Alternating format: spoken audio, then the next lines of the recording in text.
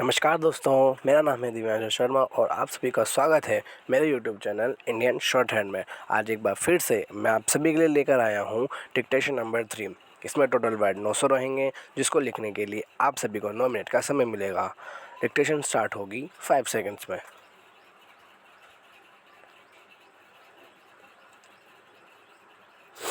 Dictation start. महोदय, मैं बहुत दिनों से प्रयास कर रहा हूँ कि आरक्षण की परिभाषा कहीं मिले। रेलवे आरक्षण तो पहले से कराया जाता है, परंतु आरक्षण की मांग आरक्षी व्यक्ति करता है, परंतु शासन आरक्षण दे रहा है, जबकि किसी वर्ग विशेष द्वारा यह मांग नहीं की जाती है। इससे साफ जाहिर है कि एक पक्ष तो उदासीन है, पर सत्तासीन लोग जो अपने निहित स्वार्थों एवं वोट के उस वर्ग का मन जीतना चाहते हैं, आरक्षण की उस वर्ग के लिए मांग करते हैं।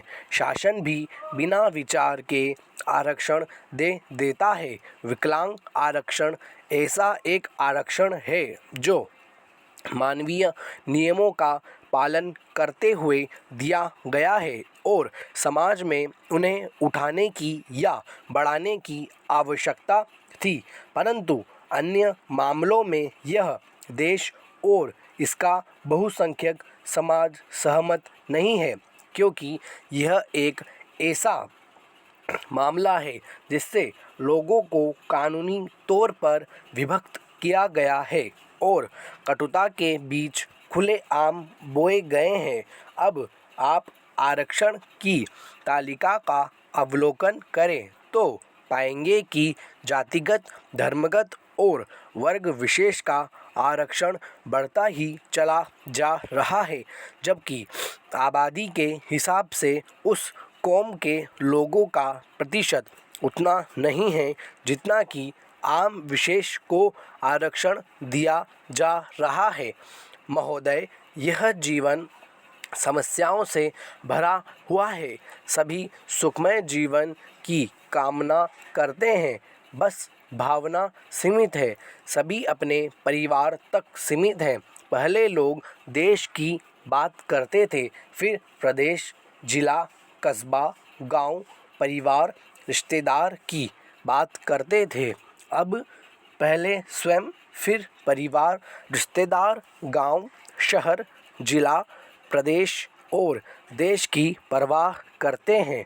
यह क्रम ठीक नहीं है। आज 90% लोग झगड़े, जातिवाद, धर्मवाद, क्षेत्रवाद पर आधारित होते हैं। अब तो राजनीति केवल वाद पर आधिपत्य जमाए हुए है। अभी हाल के चुनावों में हुए टिकट वितरण में खुलेआम मतदाताओं के प्रतिशत के आधार पर टिकट वितरित करने वाले अमुक जाति के इतने लोग हैं, अतः अमुक प्रत्याशी ठीक रहेगा। यह नीति राजनीति देश के हित के लिए दल का, राज्य का हित सोचेगा।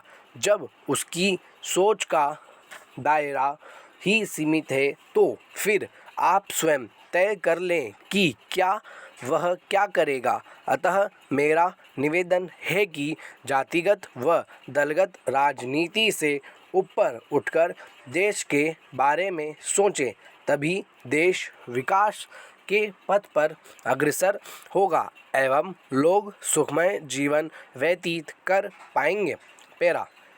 श्रीमान, यह पहला अवसर है जबकि चुनाव के पूर्व टिकट वितरण में ही जनता दल के मतभेद सामने आ गए हैं, या फिर यह कहना उचित होगा कि सीमेंट सूखने के पूर्व ही महल में दरार आ गई है। जो लोग टिकट की खींचतान कर रहे थे, उनमें से एक उम्मीदवार अब भारतीय जनता पार्टी में शामिल हो गया है और शेष बचे लोग स्पष्ट हताश नजर आ रहे हैं। कुछ लोग तो यह कहते भी सुने गए हैं कि अब हार तो निश्चित ही है, परंतु ऐसे वक्त में पैसा खर्च किया जाए या नहीं। पैरा दल के राष्ट्रीय कोष से प्रत्येक उम्मीदवार को अभी 6 लाख रुपए प्रदान किया गया है, जबकि ऐसी आशा की जाती है कि 2 लाख रुपया और प्रत्येक उम्मीदवार को दिया जा सकता है। इस प्रकार कुल खर्चे का 50% हिस्सा पार्टी की वहन कर रही है। शेष खर्चा यदि उम्मीदवार चाहे तो अपनी जेब से खर्च करे, पर कौन चाहेगा कि हार की स्थिति में पैसा बर्बाद हो। अतः समझदारी इसी में है कि पार्टी के पैसों पर चुनाव लड़ा जाए, ताकि अपना नाम भी हो सके और घर की जमा पूंजी पर भी आंच न आने पाए। रही बात पार्टी की, तो यह तो विभाजन के वक्त ही तय हो गया था कि अब पार्टी सर्वनाश की दिशा में अग्रसर हो रही है और पार्टी के नेता इसको बचाने में पूर्णतया असफल हो गए हैं।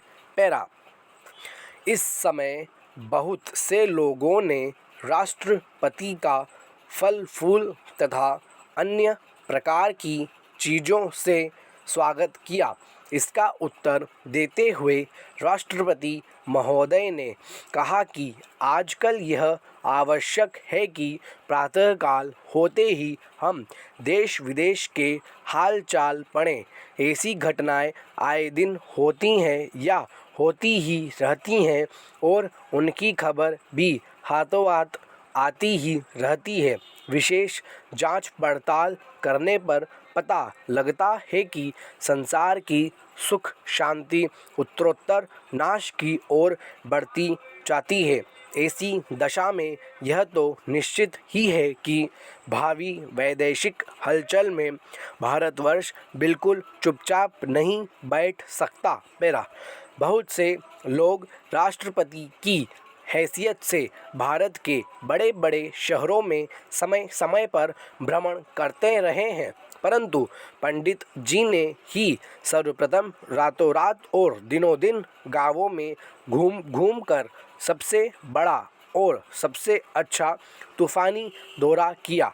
सर्वसाधारण जनता में पहले पहल कांग्रेस का बिगुल फूंकने का श्रेय इन्हें दिया जाए तो अनुचित न होगा।